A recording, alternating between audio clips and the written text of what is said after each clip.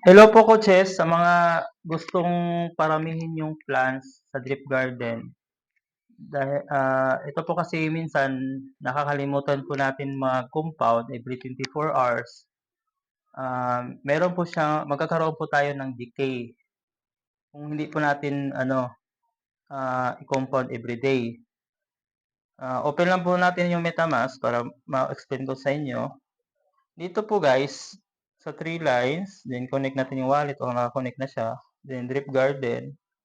And then sa baba guys, dito, lumiliit yung nagtaka kayo, malaki naman yung garden nyo. Tapos lumiliit yung LP, ito, yung kinikita nyo everyday dahil lumagpas po kayo ng 24 hours, hindi kayo na-compound kahit mga 1 day or 2 days. Lumiliit yung LP na kinikita nyo. Kailangan nyong i-buy back or mag-sell seed kayo, ito, gamitin natin ang sell seeds para magkaroon ng fresh capital. Then, i-replace niya po yung decay na nawalan kayo ng 3.3% every day. Then, dito guys, itong 54 na ipa-plant seeds natin or isi-seal seed pala, lumalaki po siya pag i-seal seed nyo. Tapos, ibabay nyo ulit, ibay back. Ganito po yung gagawin natin para magkaroon tayo ng buyback strategy.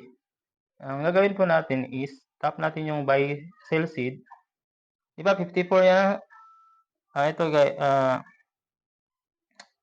remember, ito 54 to, nakikita nyo po. Itong 54, lalaki siya pag i-buy back nyo po. Tingnan nyo po Tap natin yung sell seeds. Then confirm. Parang nag-compound or nag-plant seeds. And then dito sa taas, para, di ba 54 billion yun kanina, no? Para i-buy back nyo, para ma-replace yung mga decay na hindi nyo na-compound every 24 hours. Yan kasi yung rules, dapat 3.3% a day mag-compound. Kaya nawawalan ka ng 3.3%. Ito po, click lang natin yung max. Ito, max lang po. Then, click nyo yung max. Then, nakikita nyo po yung diferensya kanina. Di ba 54? Dito is lumalaki siya. Di ba? Naging 68 billion na siya.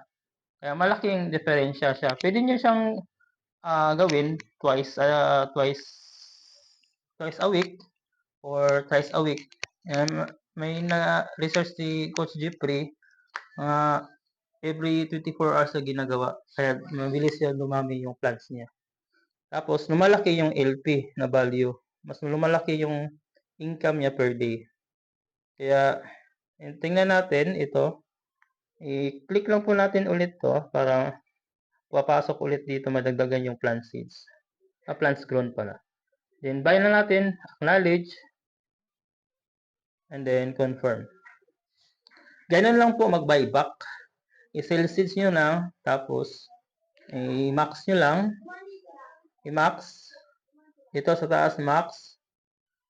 Max siya, tapos dito nyo, i-buy back nyo ulit. Parang, nagsisend ng yung mga sa PGL admin, sinisend nyo yung free plans nyo. Ganun lang gagawin nyo. Then, sell seeds. Sa baba, i-sell seeds nyo po. Yan, ganun po. Ito, dumadami na siya. Malapit na siyang Then, malalaki din yung LP niya. Kaya nagtaka yung marami. Marami naman tayong plans. Kaso, lumiliit yung yung LP. Yung kita niya everyday. Kasi hindi natin nasundan yung rules.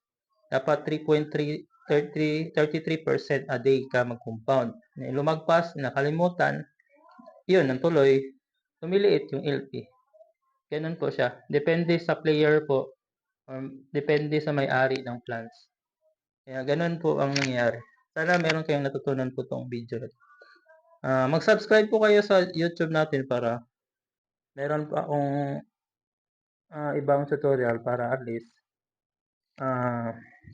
alam nyo po ang gagawin sa sunod. Thank you and God bless po.